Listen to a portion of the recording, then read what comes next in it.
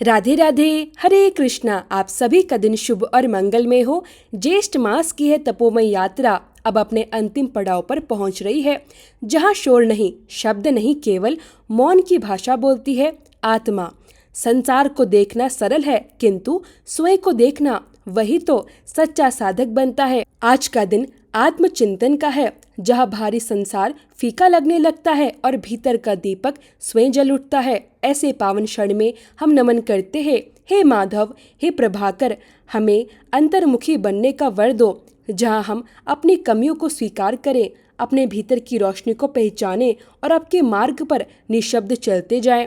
अब आइए कथा के उस चरण की ओर बढ़ते हैं, जो न केवल बाहर सुनने की है बल्कि भीतर से अनुभव करने की भी है। प्रिय श्रोताओं, आज शनिवार का दिन है, इसलिए आज के दिन सुनिए शनिदेव की संपूर्ण कथा। उससे पहले सुनिए दशरथ कृत शनि स्तोत्र का हिंदी अनुवाद, जिनके शरीर का वर्ण कृष्ण नील है और जो भगवान शंकर के समान तेजस्वी हैं। उन शनिदेव को नमस्कार है, जो समस्त जगत के लिए कालग्नि और कृतांत स्वरूप है। उन शनिश्चर भगवान को बारंबार नमस्कार है, जिनका शरीर कंकाल के समान मांसहीन है तथा जिनकी दाढ़ी, मूछ और जटाएं अत्यंत बड़ी बड़ी हैं। उन शनिदेव को प्रणाम है, जिनके विशाल नेत्र हैं, जिनका पेट पीठ से सटा हुआ है और जिनका स्वरूप अत्यंत भयानक है। उन शनिश्चर देव को नमस्कार है, जिनके शरीर का ढांचा फैला हुआ है, जिनके रोम अत्यंत मोटे हैं, जो लंबे चौड़े किंतु सूखे शरीर वाले हैं और जिनकी दाढ़ें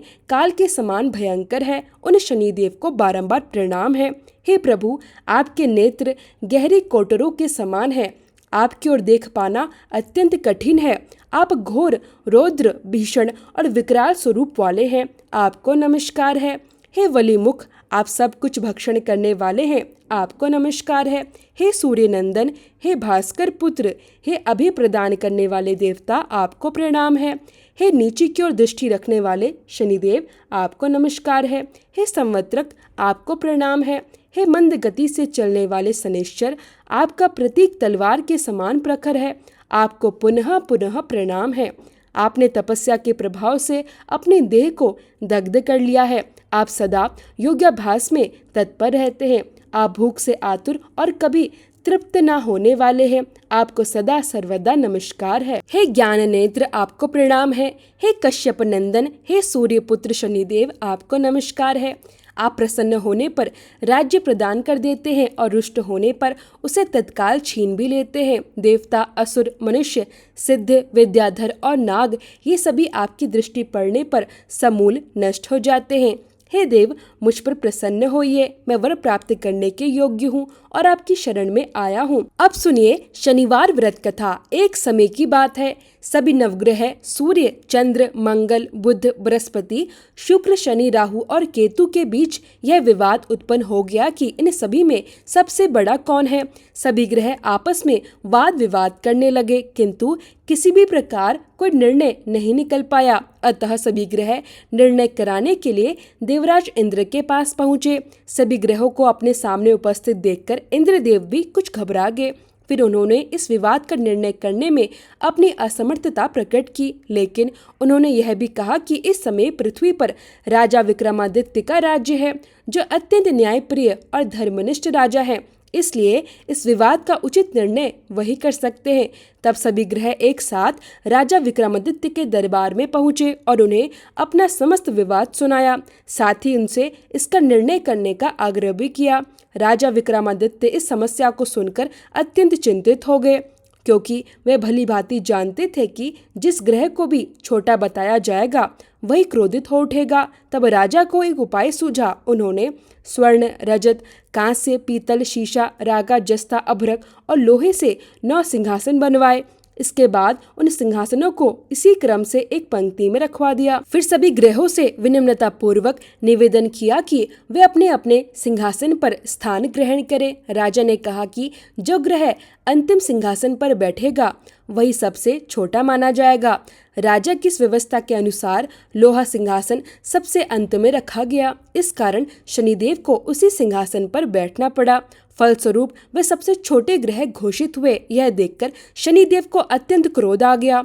उन्हें लगा कि राजा विक्रमादित्य ने जानबूझकर उनका अपमान किया है। क्रोधित होकर शनिदेव राजा विक्रमादित्य से बोले, राजा, तू मुझे नहीं जानता। सूर्य एक राशि में 1 महीने तक रहते हैं, चंद्रमा 2.25 दिन तक रहते हैं, मंगल 1.5 महीने तक रहते हैं, बृहस्पति 13 महीने तक रहते हैं, बुध और शुक्र 1-1 महीने तक विचरण करते हैं, लेकिन मैं 2.5 वर्ष से लेकर 7.5 वर्ष तक एक स्थान पर प्रभाव बनाए रखता हूँ। मैंने बड़े बड़े पराक्रमी और शक्तिशाली लोगों का विनाश किया है। जब भगवान श्री राम की 7.5 आई थी तब उन्हें वनवास जाना पड़ा था, और जब रावण की 7.5 आई तब उसकी स्वर्णमयी लंका को वानरों की सेना के हाथों पराजय का सामना करना पड़ा। अब तुम भी सावधान होकर रहना। इतना कहकर शनिदेव अत्यंत क्रोधित अवस्था में वहां से चले गए। इसके बाद अन्य सभी ग्रह भी प्रसन्नता पूर्वक अपने अपने स्थानों को लौट गए। कुछ समय बीतने के बाद राजा विक्रमादित्य पर भी शनिदेव की 7.5 प्रारंभ हो गई।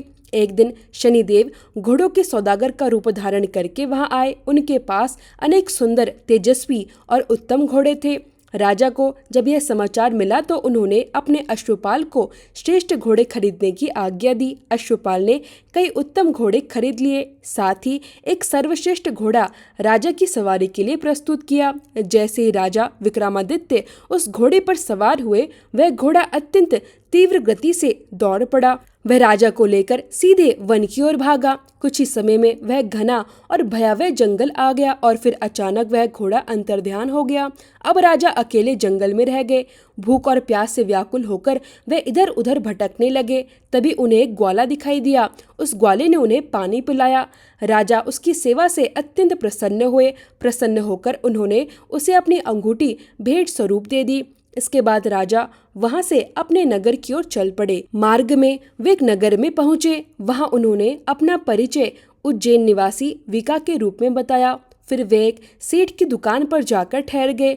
वहां उन्होंने जलपान किया, कुछ समय विश्राम भी किया। भाग्यवश उस दिन सेठ की दुकान पर बहुत अधिक बिक्री हुई। सेठ ने यह सब शुभ प्रभाव उस अपरिचित अतिथि के आगमन का माना, इसलिए वह रूप बदले हुए राजा विक्रमादित्य को अपने घर ले गया। घर पहुंचकर राजा ने एक खूंटी पर एक सुंदर हार टंगा हुआ देखा। वह आश्चर्य से देख रहे थे कि मानो वह खूंटी उस हार को निगल रही हो। देखते ही देखते थोड़े ही देर में पूरा हार गायब हो गया। जब सेठ वापस आया तो उसने देखा कि हार अपने स्थान पर नहीं है। हार को गायब देखकर उसे अत्यंत आश्चर्य हुआ। उसने तुरंत यह समझ लिया कि विका नामक अतिथि ने ही हार चुरा लिया है। फिर क्या था, सेठ ने उन्हें पकड़वाकर कोतवाल के पास भेज दिया।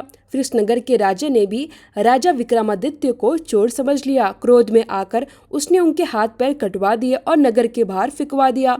उसी समय वहां से एक तेली गुजर रहा था। उसे राजा की ऐसी दयनीय अवस्था देखकर बहुत दया आ गई। वह उन्हें अपनी बैलगाड़ी में बैठाकर अपने साथ ले गया। अब राजा विक्रमादित्य अपनी जीभ से बैलों को हाँकने लगा और उसी प्रकार अपना जीवन बिताने लगे। इधर समय बीतता गया और शनिदेव द्वारा दी गई राजा की कठिन शनि दशा भी समाप्त होने लगी। वर्षा ऋतु का आगमन हुआ। चारों ओर हरियाली छा गई। वातावरण अत्यंत मनमोहक हो गया। ऐसे ही एक दिन राजा विक्रमादित्य मल्हार राग गाने लगे। राजा जिस नगर में रह रहे थे उसी नगर की राजकुमारी मनभावनी ने जब उनका मधुर और भावपूर्ण गायन सुना तो वह मंत्रमुग्ध हो गई। उस राग में ऐसा आकर्षण था कि राजकुमारी के हृदय को वह सीधे छू गया। उसी क्षण उसने मन ही मन प्रण कर लिया कि वह विवाह करेगी तो केवल उसी व्यक्ति से करेगी जो इतना मधुर मल्हार गाता है। इसके बाद राजकुमारी ने अपनी दासी को आदेश दिया कि वह उस राग गाने वाले व्यक्ति को खोज कर लाए। दासी ने बहुत खोजबीन की और जब उसे वह व्यक्ति मिला तो लौटकर राजकुमारी से बोली कि वह तो एक चौरंगिया अर्थात एक अपाहिज व्यक्ति है। लेकिन यह सुनकर भी राजकुमारी अपने निर्णय से तनिक भी नहीं डिगी। अगले ही दिन राजकुमारी ने अन्न और जल का त्याग कर दिया और अनशन पर बैठ गई। उसने स्पष्ट यह कह दिया कि यदि विवाह करेगी तो उसी व्यक्ति से करेगी, अन्यथा जीवन भर अविवाहित रहेगी। राजा और रानी ने उसे बहुत समझाया। परिवार के सभी लोगों ने उसे समझाने का प्रयास किया, लेकिन राजकुमारी अपने प्रण पर अडिग रही। जब बहुत समझाने पर भी वह नहीं मानी तब राजा ने उस तेली को बुलावा भेजा जिसके यहाँ वह अपाहिज व्यक्ति रह रहा था। राजा ने उसे आदेश दिया कि विवाह की तैयारी की जाए। कुछ ही समय बाद राजकुमारी मनभावनी का विवाह उसी चौरंगिया अर्थात अपाहिज समझे जाने वाले व्यक्ति से कर दिया गया। इस प्रकार राजा विक्रमादित्य और राजकुमारी मनभावनी का विवाह संपन्न हो गया। विवाह के बाद एक रात राजा विक्रमादित्य सो रहे थे, तभी स्वप्न में स्वयं शनिदेव ने उन्हें दर्शन दिए। शनिदेव ने मुस्कुराते हुए कहा, राजन, अब तो आपने देख लिया होगा कि मुझे छोटे बताने का परिणाम कितना कठोर होता है। आपने मुझे अन्य ग्रहों से कम समझा था और उसी का फल आपको इतने कष्टों के रूप में भोगना पड़ा। यह सुनकर राजा विक्रमादित्य को अपनी भूल का पूरा एहसास हो गया। राजा ने हाथ जोड़कर शनिदेव से क्षमा याचना की और विनम्रता पूर्वक कहा, हे शनिदेव, मुझसे जो भूल हुई उसके लिए मुझे क्षमा कर दीजिए। मैं आपसे एक और प्रार्थना करता हूँ कि जैसा कष्ट आपने मुझे दिया वैसा दुख किसी अन्य व्यक्ति को ना दीजिए। राजा की विनम्रता और पश्चाताप देखकर शनिदेव प्रसन्न हो गए। उन्होंने कहा, राजन, जो व्यक्ति श्रद्धा और विश्वास के साथ मेरी कथा सुनेगा तथा मेरा व्रत करेगा उसे मेरी दशा में कभी कोई बड़ा दुख नहीं होगा, और जो व्यक्ति प्रतिदिन मेरा ध्यान करेगा तथा चींटियों को आटा डालेगा उसकी मनोकामनाएं भी पूर्ण होंगी। इतना कहकर शनिदेव ने अपनी कृपा से राजा विक्रमादित्य को उनके कटे हुए हाथ और पैर पुनः लौटा दिए। उधर जब प्रातःकाल हुआ और राजकुमारी मनभावनी की आंख खुली तो वह यह अद्भुत दृश्य देखकर आश्चर्यचकित रह गई। जिस व्यक्ति को वह अब तक अपाहिज समझती थी वह पूर्ण स्वस्थ और तेजस्वी रूप में उसके सामने खड़ा था। राजकुमारी यह सब देखकर अत्यंत विस्मित हो गई। तब विका अर्थात राजा विक्रमादित्य ने उसे अपना वास्तविक परिचय दिया। उन्होंने बताया कि वह कोई साधारण व्यक्ति नहीं बल्कि उज्जैन के महान राजा विक्रमादित्य हैं। जब राजकुमारी और उसके परिवार को यह सत्य ज्ञात हुआ तो सभी अत्यंत प्रसन्न हो गए। उधर उस सेठ को भी जब यह समाचार मिला तो वह तुरंत राजा विक्रमादित्य के पास पहुंचा। वह उनके चरणों में गिर पड़ा और अपनी भूल के लिए क्षमा मांगने लगा। उसने कहा कि उसने उन्हें चोर समझकर बहुत बड़ा अपराध किया, लेकिन राजा विक्रमादित्य ने बड़े ही शांत भाव से कहा, इसमें तुम्हारा कोई दोष नहीं है, यह सब शनिदेव के क्रोध और उनकी लीला का परिणाम था। फिर भी सेठ का मन शांत नहीं हुआ। उसने विनम्रता पूर्वक निवेदन किया, राजन, मुझे तब तक शांति नहीं मिलेगी जब तक आप मेरे घर पधार कर भोजन ग्रहण नहीं करेंगे। राजा ने उसका आग्रह स्वीकार कर लिया। इसके बाद सेठ ने अपने घर अनेक प्रकार के स्वादिष्ट और उत्तम व्यंजनों की व्यवस्था की और बड़े सम्मान के साथ राजा का सत्कार किया। उसी समय सभी लोगों ने एक अत्यंत आश्चर्यजनक दृश्य देखा। जिस खूंटी ने पहले हार को निगल लिया था वही अब उस हार को वापस उगल रही थी। यह दृश्य देखकर वहां उपस्थित सभी लोग आश्चर्य में पड़ गए। सेठ को अब पूरी तरह विश्वास हो गया कि यह सब वास्तव में शनिदेव की लीला थी। उसने प्रसन्न होकर राजा को अनेक स्वर्ण मोहरें भेंट की और उनका धन्यवाद किया। इसके बाद राजा विक्रमादित्य अपनी पत्नी को साथ लेकर अपने राज्य वापस लौट आए। उनके राज्य में उनके आगमन पर अत्यंत धूमधाम और हर्षोल्लास के साथ स्वागत किया गया। सभी प्रजाजन अपने प्रिय राजा को सकुशल लौटता देखकर अत्यंत प्रसन्न थे। राजा विक्रमादित्य ने अपने राज्य में सभी लोगों को यह बताया कि उन्होंने एक समय शनिदेव को छोटा समझने की भूल की थी, लेकिन वास्तव में शनिदेव अत्यंत प्रभावशाली, न्यायप्रिय और सर्वश्रेष्ठ देवों में से एक है। तब से राजा विक्रमादित्य के राज्य में शनिदेव की पूजा, आराधना और कथा का नियमित आयोजन होने लगा। सभी प्रेम से बोलिए, शनिदेव महाराज जी की जय। अब सुनिए ज्येष्ठ मास महात्म्य में आज की कथा। इससे पहले के अध्याय में आपने राजा राज्यवर्धन की कथा सुनी थी कि किस प्रकार एक दिन उनके सिर में तेल लगाते समय उनकी पत्नी ने उनके सिर में एक पका हुआ बाल देख लिया और इसके बाद राजा वनवास लेने की बात करने लगे, अर्थात तपस्या करने के लिए वन में जाने की बात करने लगे, जिसे सुनकर उनकी पत्नी और उनकी प्रजा बहुत परेशान हो गई, क्योंकि राजा ने पूरे 7,000 वर्ष तक अपनी प्रजा का पालन बहुत अच्छे से किया था। उनके वन में जाने की बात सुनकर प्रजाजन कहने लगी कि अब हमारा पालन कौन करेगा, इसलिए आप हे राजन वन में मत जाइए और कोई ऐसा प्रयास कीजिए जिससे इस जगत को कोई कष्ट न हो। इसके बाद मंत्रियों, सेवकों, वृद्धों, नागरिकों और ब्राह्मणों ने मिलकर एक सलाह की कि अब यहाँ क्या करना चाहिए। राजा राज्यवर्धन बहुत ही धार्मिक थे, उनके प्रति सब लोगों का अनुराग था, प्रेम था। इसलिए सलाह करने वाले लोगों ने यह निश्चय किया कि हम सब लोग एकाग्रचित और भली भांति ध्यानपरायण होकर तपस्या द्वारा भगवान सूर्य की आराधना करके इन महाराज के लिए आयु की प्रार्थना करें। इस प्रकार निश्चय करके कुछ लोग अपने घरों पर विधि पूर्वक अर्घ्य उपचार आदि उपहारों से भगवान भास्कर की पूजा करने लगे। दूसरे कुछ लोग मौन रहकर ऋग्वेद, यजुर्वेद और सामवेद के जप से सूर्य देव को संतुष्ट करने लगे। अन्य लोग निराहार रहकर नदी के तट पर निवास करते हुए तपस्या के द्वारा भगवान सूर्य की आराधना में लग गए। कुछ लोग अग्निहोत्र करते, कुछ दिन रात सूर्य सूक्त का पाठ करते और कुछ लोग सूर्य देव की ओर दृष्टि लगाकर खड़े रहते थे। सूर्य देव की आराधना करने के लिए इस प्रकार प्रयास करने वाले उन लोगों के समीप आकर सुदामा नामक गंधर्व ने कहा, हे ब्राह्मणों, अगर आप लोगों को सूर्य देव की आराधना अभीष्ट है तो ऐसा कीजिए जिससे भगवान भास्कर प्रसन्न हो सके। आप लोग यहाँ से शीघ्र कामरूप पर्वत पर जाइए। वहाँ गुरु विशाल नामक वन है जिसमें सिद्ध पुरुष निवास किया करते थे। वहीं पर एकाग्रचित होकर आप सभी सूर्य देव की आराधना करें। वह परम हितकारी सिद्ध क्षेत्र है। वहाँ आप लोगों की सभी मनोकामनाएं पूर्ण होंगी।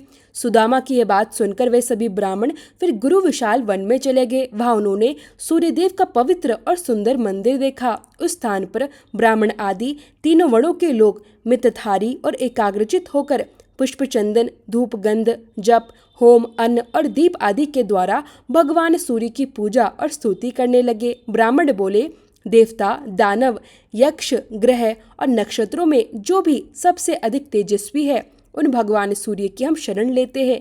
जो देवेश्वर भगवान सूर्य आकाश में स्थित होकर चारों ओर प्रकाश फैलाते हैं तथा अपनी किरणों से पृथ्वी और आकाश को व्याप्त किए रहते हैं, उनकी हम शरण लेते हैं।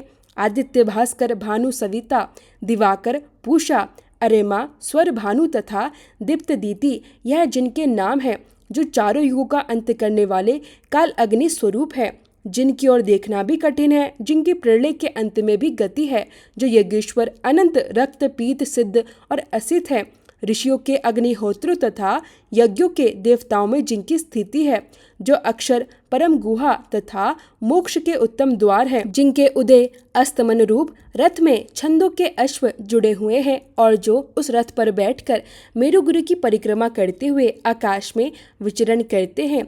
अनरथ और रथ दोनों ही जिनके स्वरूप हैं, जो भिन्न भिन्न पुण्य तीर्थों के रूप में विराजमान है, एकमात्र जिन पर इस विश्व की रक्षा निर्भर है, जो कभी चिंतन में भी पूरी तरह नहीं आ सकते, उन भगवान भास्कर की हम शरण लेते हैं। जो ब्रह्मा, महादेव, विष्णु, प्रजापति, वायु, आकाश, जल, पृथ्वी, पर्वत, समुद्र, ग्रह, नक्षत्र और चंद्रमा आदि है, वनस्पति, वृक्ष और औषधियाँ जिनके ही स्वरूप हैं, जो व्यक्त और अव्यक्त प्राणियों में स्थित है, उन भगवान सूर्य की हम शरण लेते हैं। ब्रह्मा, शिव तथा विष्णु के जो रूप हैं वे सब के सब आपके ही हैं। जिनके तीन स्वरूप हैं वे भगवान भास्कर हम पर प्रसन्न हो। जिन अजन्मा जगदीश्वर के अंग में यह संपूर्ण जगत स्थित है तथा जो जगत के जीवन है वे भगवान सूर्य हम पर प्रसन्न हो। जिनका एक परम प्रकाशमान रूप ऐसा है जिसकी ओर प्रकाश पुंज की अधिकता के कारण देखना कठिन हो जाता है, तथा जिनका दूसरा रूप चंद्रमा है जो अत्यंत सौम्य है, वे भगवान भास्कर हम पर प्रसन्न हो। इस प्रकार भक्ति पूर्वक स्तुति और पूजन करने वाले उन ब्राह्मणों पर 3 महीने में भगवान सूर्य प्रसन्न हुए। वे अपने मंडल से निकलकर उसी के समान कांति धारण किए नीचे उतरे और अत्यंत तेजस्वी होते हुए भी उन सबके सामने प्रकट हो गए। तब उन लोगों ने अजन्मा सूर्यदेव के स्पष्ट रूप का दर्शन करके भक्ति से विनीत होकर उन्हें प्रणाम किया। उस समय उनके शरीर में रोमांच और कंपन हो रहा था। वे बोले, हे सहस्त्र किरणों वाले सूर्यदेव, आपको बारंबार प्रणाम है। आप सबके हेतु हैं, संपूर्ण जगत के विजय केतु हैं। आप ही सबके रक्षक, पूज्य, संपूर्ण यज्ञों के आधार तथा योग वेताओं के ध्येय हैं।